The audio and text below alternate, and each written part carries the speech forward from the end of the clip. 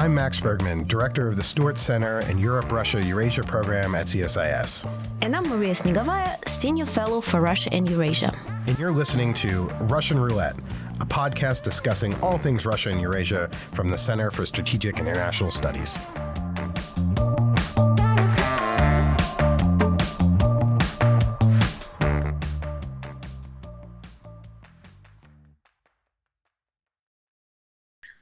Hello, everyone. Welcome back to Russian Roulette. Today, we're joined by a very special guest, Roman Dobrokhotov, who is the founder and editor-in-chief of the independent Russian media outlet, The Insider. Today, Roman will be discussing the findings of an investigation he and his co-authors recently released titled Unraveling Havana Syndrome, New Evidence Links the GRU's assassination unit to mysterious attacks on U.S. officials and their families. We'll include a link to the report in our episode's show note. Roman, thank you very much for being here, and let's jump right in. So from the start, would you mind explaining to us how did you start this investigation? What was the motivation? And perhaps if you might sum up the main takeaways that are important for our audiences to understand, to get from your report.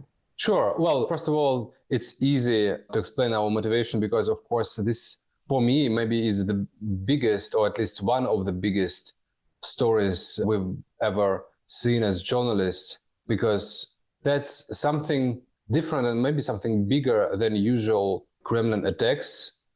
It's not just like a dictator coming after oppositional leaders. It's not just something usual that we have already seen. That's the first time when we witness direct attack on American citizens, and not just American citizens, but diplomats, CIA agents, representatives of Minister of Defense, so serving for the state, people representing the state.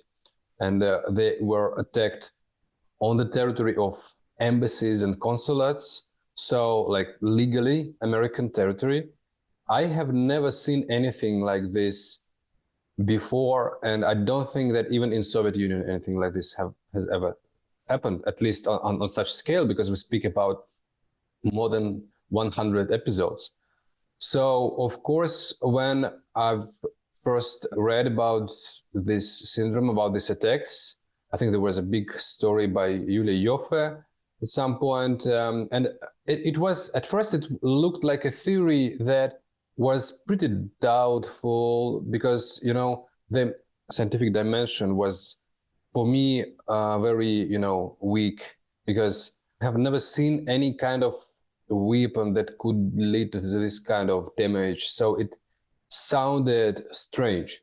Me and Christy Grozer started thinking about investigating this somewhere around 2020 or 2021, when we saw lots of strange scientists around GRU agents that we were investigating. And we saw that there were not only people who are linked with poisons or chemical stuff, but also with some radio waves and some other kind of experts so why would these people constantly speaking with killing squads of GRU agents? This is a strange connection. So our attention was attracted, but it was very difficult for us to investigate this because we didn't have any access to victims. We didn't have enough information of what attacks were plausible and what is just a noise, because overall there were more than 1,000 people who said that they had some strange symptoms, and most of these people actually didn't have Havana Syndrome. So it was very difficult to distinguish between real cases and just some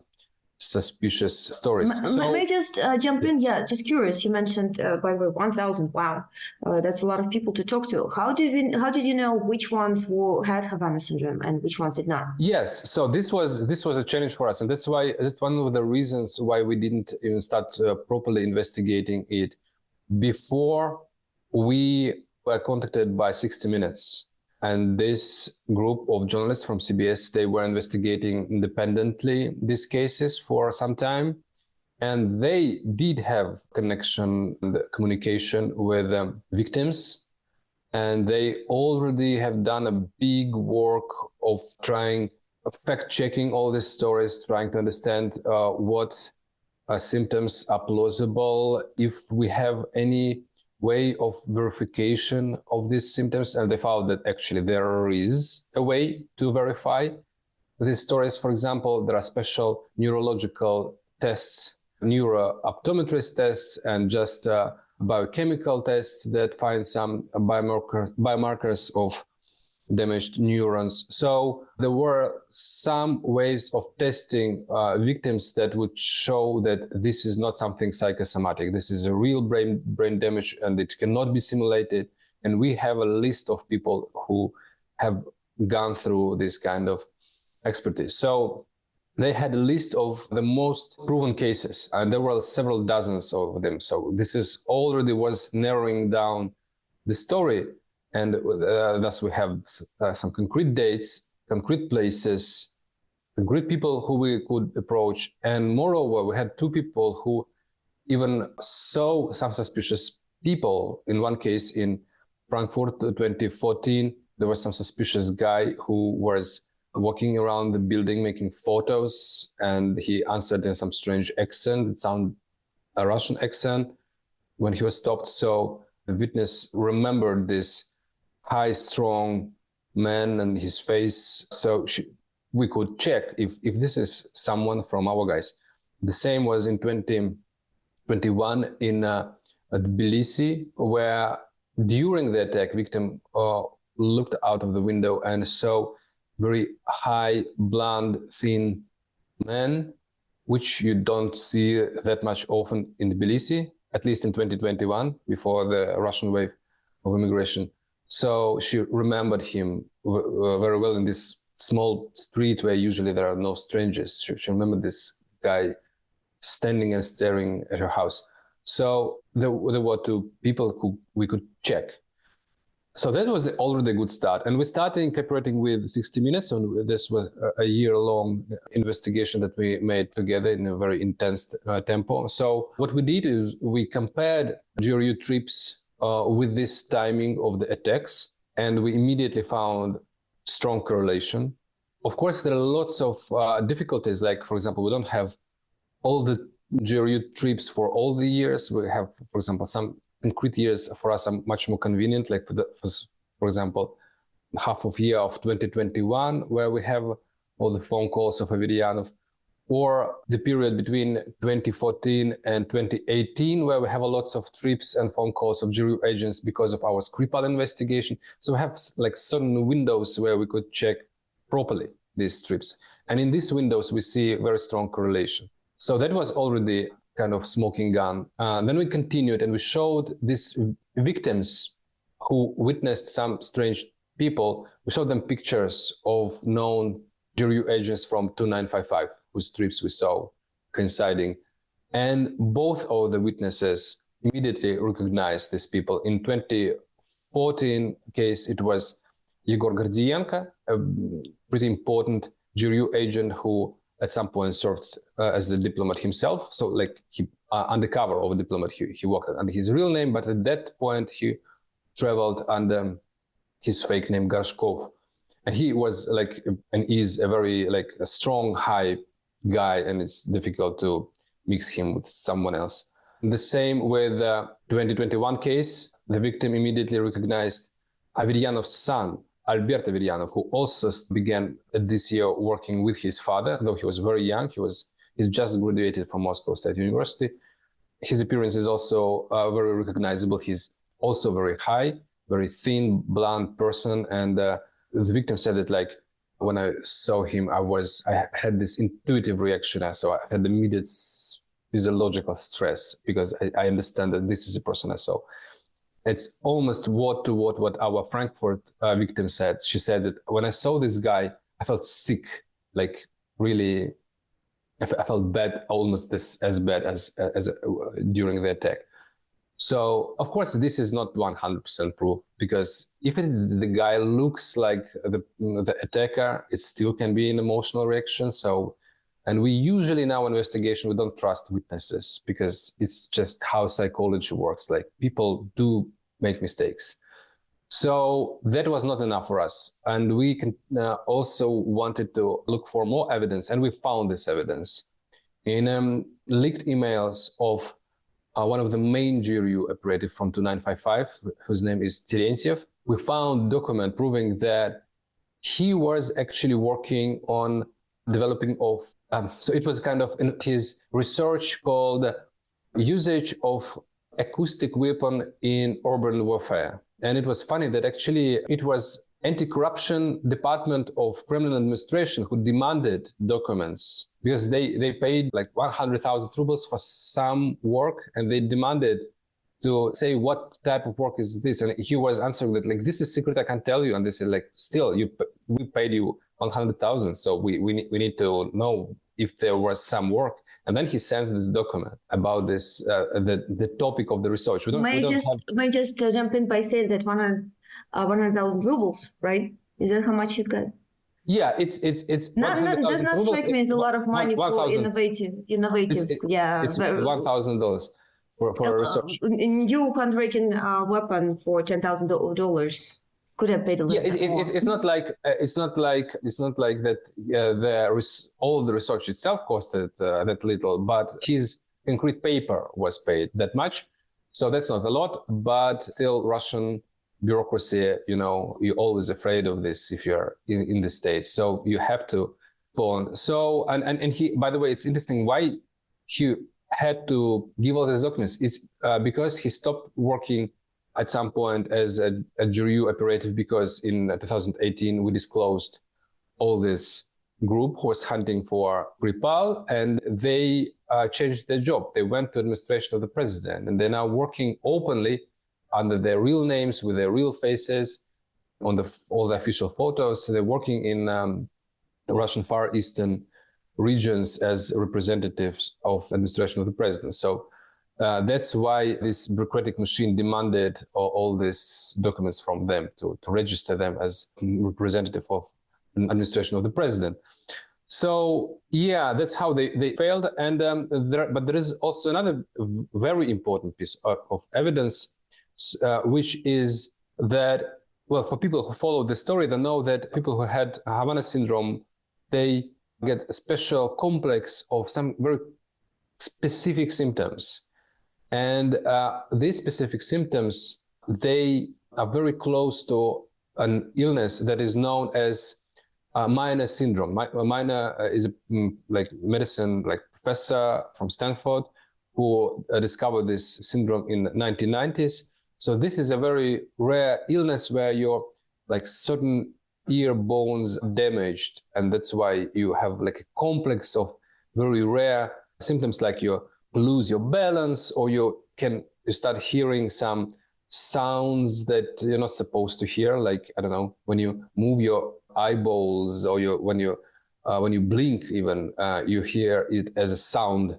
So which is very, very irritating and make your life very difficult. This is a very rare condition. So 0.5% of Americans have the syndrome, and only small part of this 4.5% of people, only small part of them have symptoms of this syndrome. So most of the people are asymptomatic. So the likelihood that you would have these symptoms in usual conditions is so small that it is just absolutely statistically impossible that dozens of USA diplomats would have it. It's just, and how it can happen that dozens of diplomats have it and people from other agencies or diplomats from other countries don't have it. So it's just impossible. So this is kind of scientific proof that these people were attacked. And if you Google Havana Syndrome in Russian, Syndrome Minora, and in Google or Yandex, the first link you would have is a link on a website where they explain how they have this unique study of this syndrome in Russia. It's the only one clinical study with some real people who came to be researched. This study was made by the only one place, which is Russian Military Academy in St. Petersburg. And this is exactly the place where the people from this unit 2955 of GRU, where they were working. So GRU scientists from this concrete military unit, literally the people who were participating in these attacks in Europe, these were the same people who then studied the symptoms of this syndrome in Russia in the same time. So that does not look like a coincidence at all. one of the main also smoking guns. So if you like combine all of this in one story, many of things that were not like bulletproof argument start looking as you have actually a smoking gun. And you just can't ignore this. You can't not investigate it officially. So after we published, we immediately saw the reaction. We see that the American government is going to investigate it, and we see that the congressman already pressuring them to investigate this.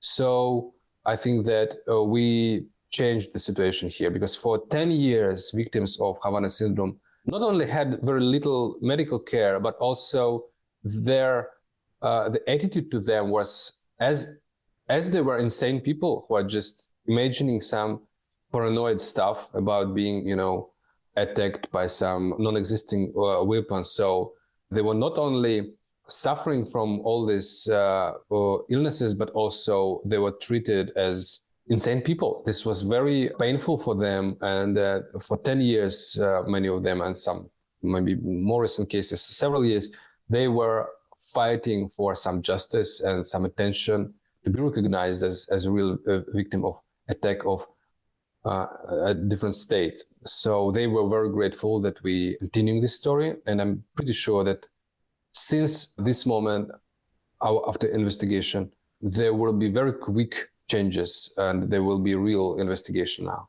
So, Roman, maybe we could go back and start kind of at the beginning.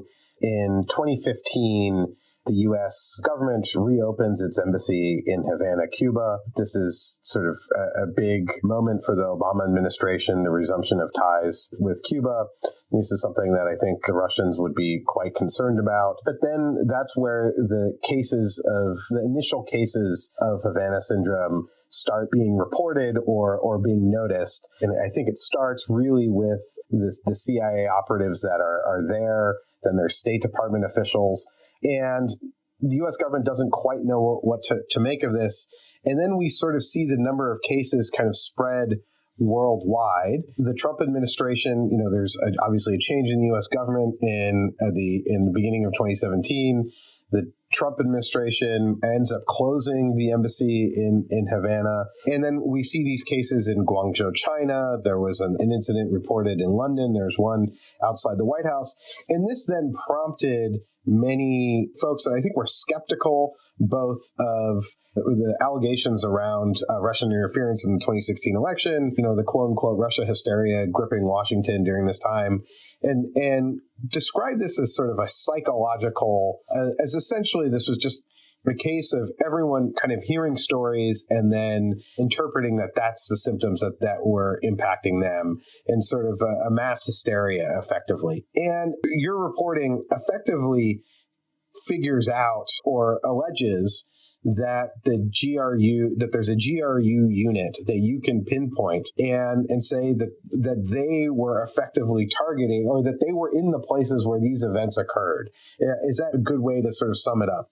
Well, yeah, just some corrections. First of all, that we know now that this attack started 2 years before incident in Havana, so at least since 2014. Possibly this was not the first time. We know that the unit by itself started making some malicious operations in Europe in 2011. So it was even before the war in Ukraine, which for me is interesting because I remember that times before annexation of Crimea, before the war in Ukraine, I remember that it was the time when Russia was the part of G8. There were negotiations about lifting all the visa restrictions with the European Union.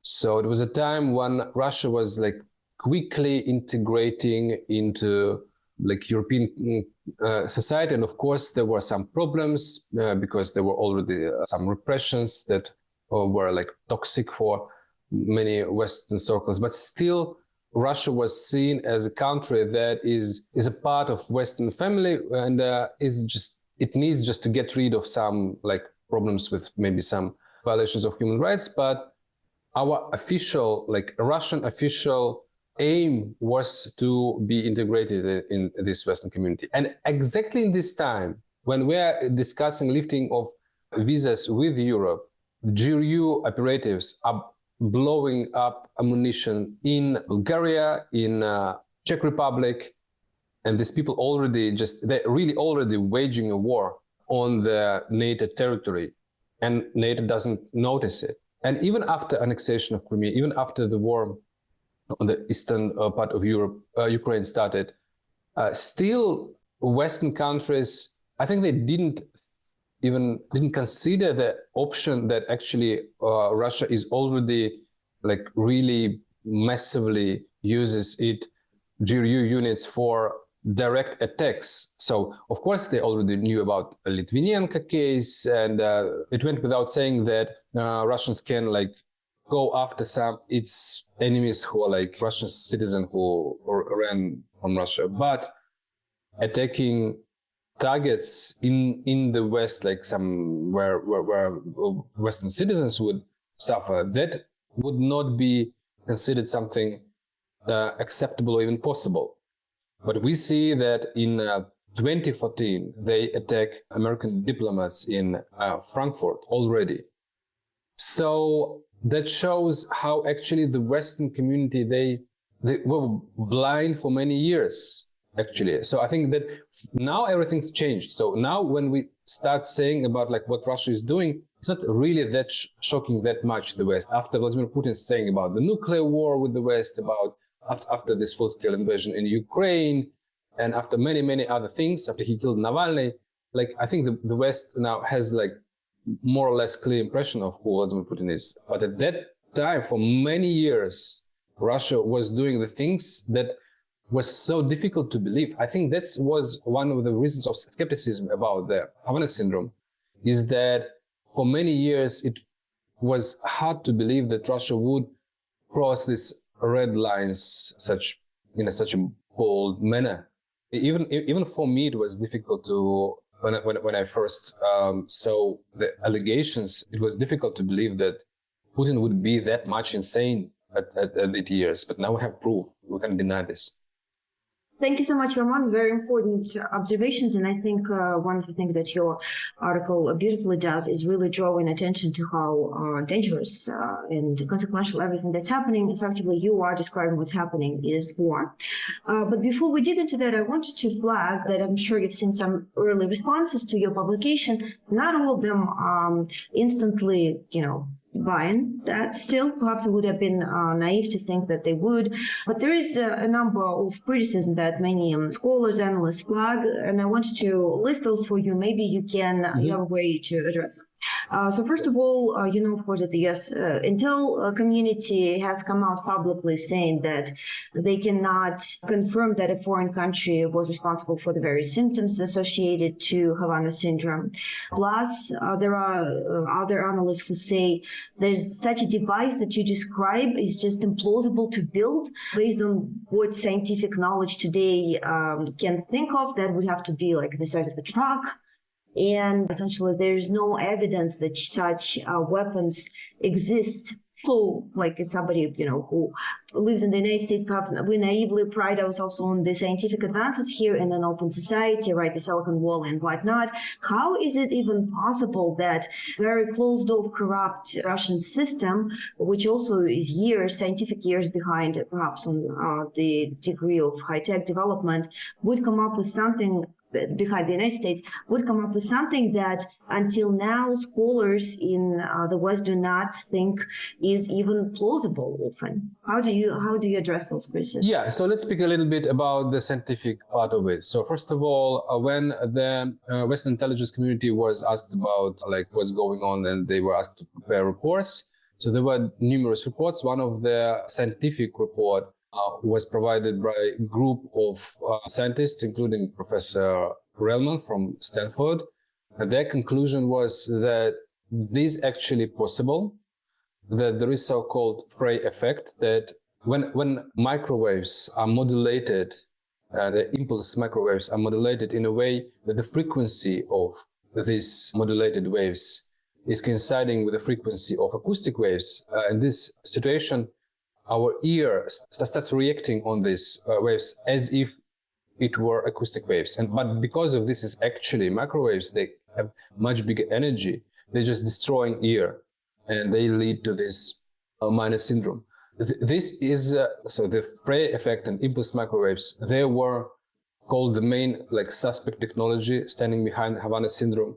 It was found not by us. It was found by American best experts, a panel that was created because of this call of American intelligence community. It is in their report. It's not what we are saying. We were just quoting them in the article. But yes, a year ago, when different intelligence bodies were sitting together and creating one report, first of all, in this exchange of opinion, you immediately see that different bodies have different opinions. So it is not, there is, even a year ago, there was no consensus about this.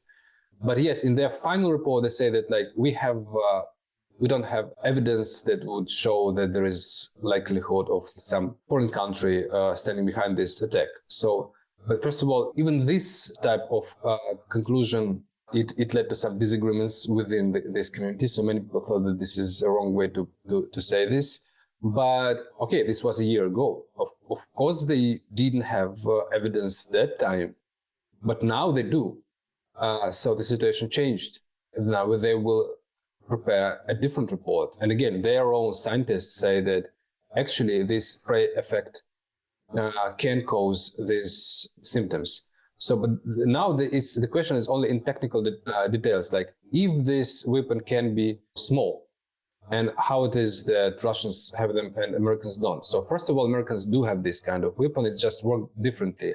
There is a weapon that uses this effect. It's called Medusa. The result is different. So for the people who invented the American type of this weapon, the idea was to make people restrain from some territory and just to stop them. It works a little bit differently. For GRU, the aim was to make people suffer and to make them handicapped, to harm their health without ability to prove that someone is doing this. So secretly make harm to someone's health. That was the aim. So there are different aims. Americans don't have the situation when they want secretly to make harm. Either they fight against terrorists, so they just kill them, or they, for example, fight against, people who want to attack their building and they want just make this invisible wall through microwaves.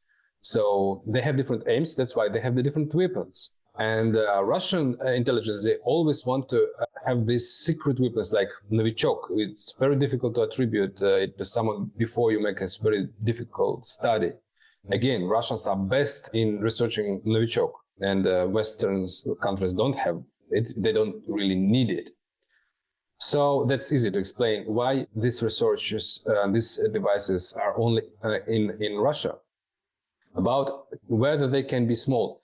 Yes, they can be small. The mistake about their size is often made because people don't understand how powerful this device must be. So, of course, if you would treat these microwaves the same way as the microwaves we use in the kitchen, it must be very powerful because it must make things warm enough to make problem with the health. But if it was this mechanism, we wouldn't have this kind of symptoms, because people would have, if they would get under real strong microwaves, that would be they will be just burned, and as we have the burned food in the microphone, they will, first of all, they possibly will die, and secondly, will have all the range of different symptoms.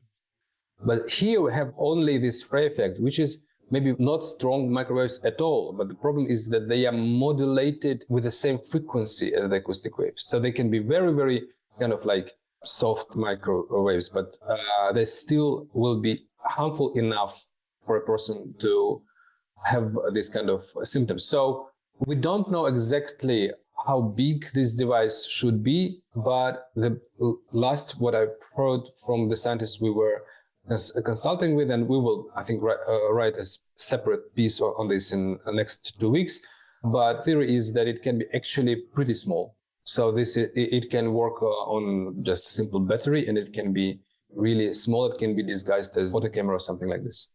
We're certainly looking forward to that piece. In the meantime, I'm certainly will cut down on my use of microwave, just in case. Last question I wanted to ask you before I give this to Max.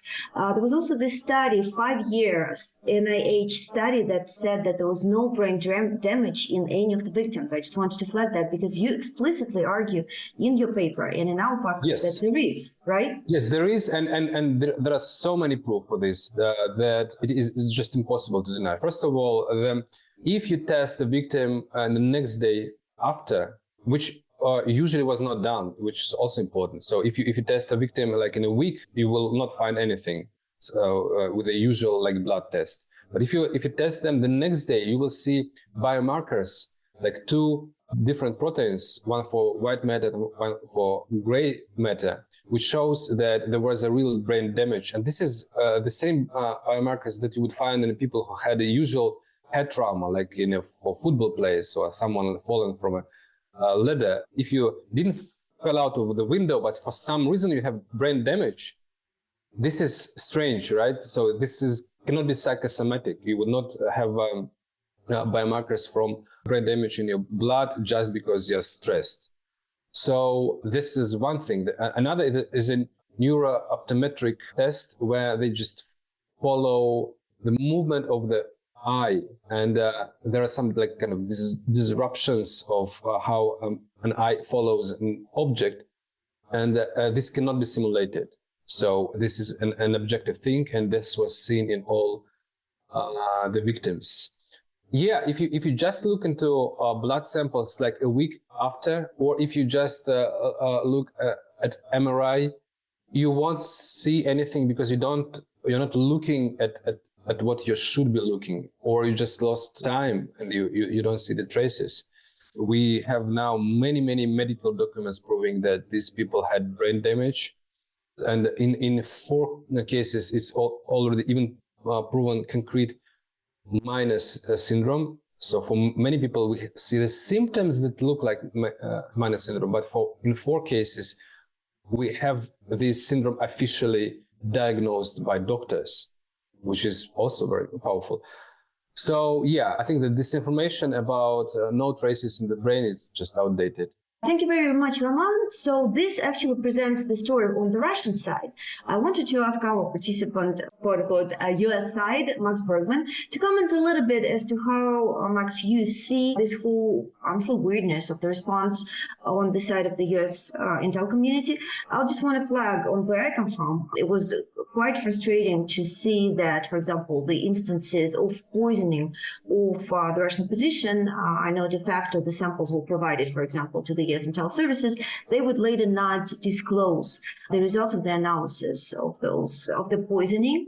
So it wouldn't be the first time, if indeed that's the case, that the US intel was trying not to disclose information that they possess. Or maybe you have a different take on it. So can you please explain as to why we're seeing such really contradictory claims from the open source investigators as opposed to the US intel? Yeah, I think it's a great question, and would also want Roman's views on it as well. I mean, I guess the way I sort of look at this is that it's called Havana Syndrome in part because that's when sort of everyone became aware in 2016. But the United States was not focused very much on Russia, on Russian intelligence activities, and hence were blindsided by Russian interference in the 2016 election. And I think we're fairly blindsided by this as well. And then what you have is a change in administration, a case in which this is not really going to be prioritized as an issue in which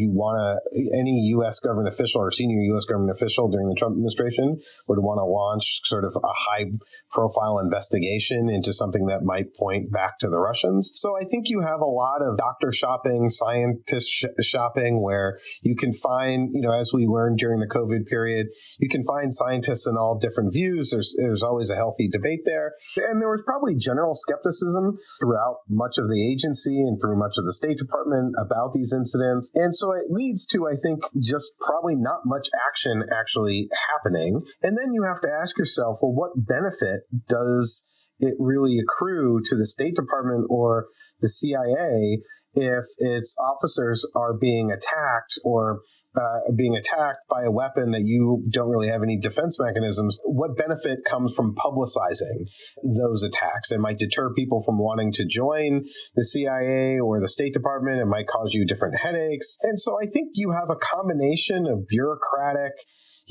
everyone's busy. Do we want to focus on this new mystery ray gun that the Russians might have? It's easy to dismiss, and there's no real benefit to each agency. And then I think as things started to become, congeal and become more plausible, then you could even argue, well, it still benefits the U.S. government from keeping this quiet, but then perhaps dealing with the Russians directly. What are we going to do to Russia to prevent them from doing this? Well, it would probably have to reside in the covert space where we would have to take some sort of retaliatory action against Russian covert officials. And, and that's not going to be made public. So I think part of that all sort of blends together into kind of what seems like a very incoherent public response. Now, what I find a little surprising is last year, the U.S. government came out and said, we did an investigation and there's sort of not much to see here, and we don't believe a foreign adversary was behind that. And I think what Roman's reporting really does is sort of blow that up again. And maybe just one sort of final point is that I find it really hard to believe you have a bunch of U.S. government employees, and these are State Department and largely CIA officers. And these are vetted people. These are people that are vetted by the U.S. government for psychological issues. These are people who are vetted for their intelligence level. So this is like the cream of the crop, essentially, from U.S. society. And these people are also trained to observe and report and are also oftentimes deeply skeptical, deeply observant. And so the idea that everyone is just sort of observing the same thing, I find it really hard to believe. And then you have, Roman mentioned, sort of real physical cases of similar symptoms. I find the final investigation sort of, deeply, I sort of struggle to come to terms with it, given the quantity of cases and what they're reporting. But I'm curious for Roman's thoughts on this as well. Well, first of all, I agree that the main problem, I think, was that America was blindsided for a long period of time about Russian malicious activities, including cyber attacks, including interference in elections, and especially in the activity of this GRU unit, because if you see who usually were targets of these people, so that can be like former Russian spy, or yes, they attacked some munitions in Europe, but still it's something on European territory, and it was also because of Georgian war, then because of Ukrainian war. So these people from 2955 unit, they possibly were seen as people who doing some activities against their allies, but not against America. So if they would really pay attention, if they would really invest in investigating this kind of people, I think and I hope that they would be more successful than me and Christy Grozev, people who actually have no idea about intelligence. So it's more than kind of like, we're not even real professionals. It's just our hobby to investigate things, and we just use our free time to look into all the strips, and it's kind of like a nice puzzle for us. But if like two guys with their laptops can find these guys, it's hard to believe that people who have millions of dollars in budgets, hundreds of people who for all their life trained to look for this kind of spies wouldn't find them. So it means that they were not really motivated to do this, and they just missed the importance of this.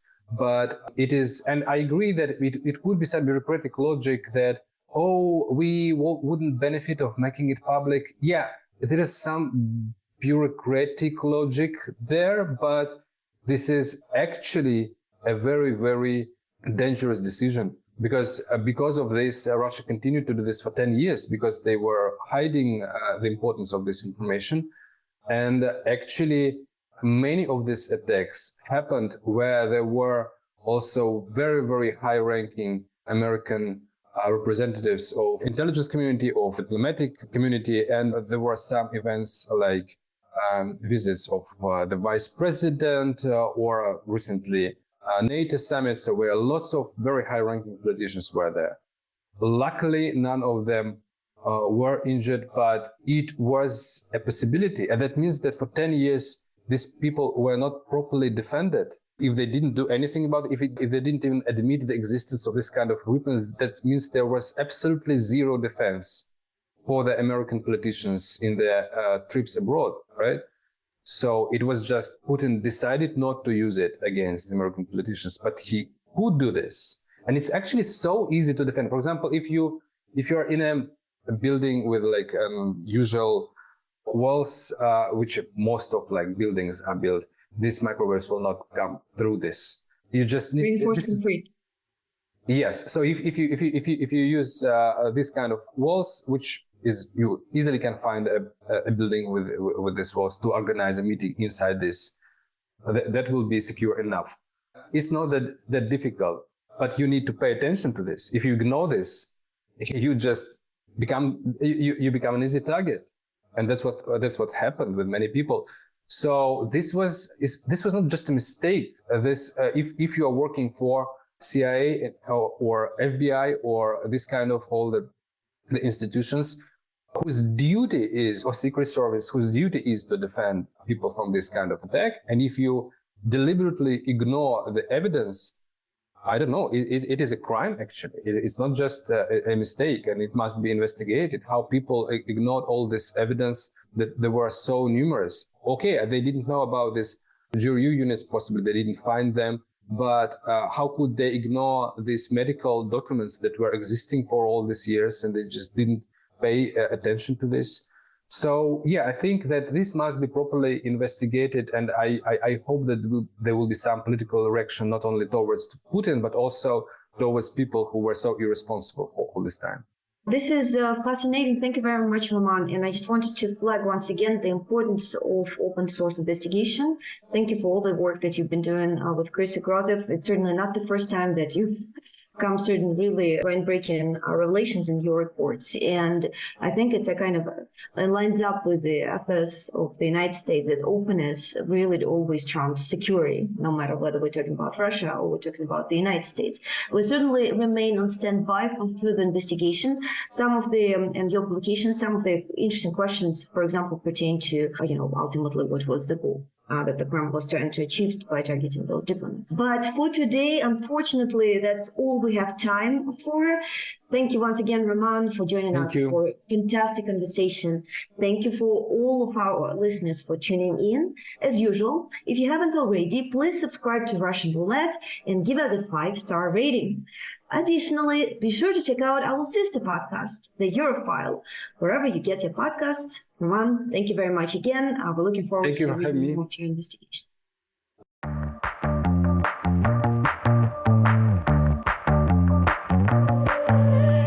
You've been listening to Russian Roulette. We hope you enjoyed this episode and tune in again soon. Russian Roulette releases new episodes every 2 weeks on Thursdays and is available wherever you get your podcasts. So please subscribe and share our episodes online. And be sure to check out all the latest analysis by the Europe, Russia, and Eurasia program at csis.org.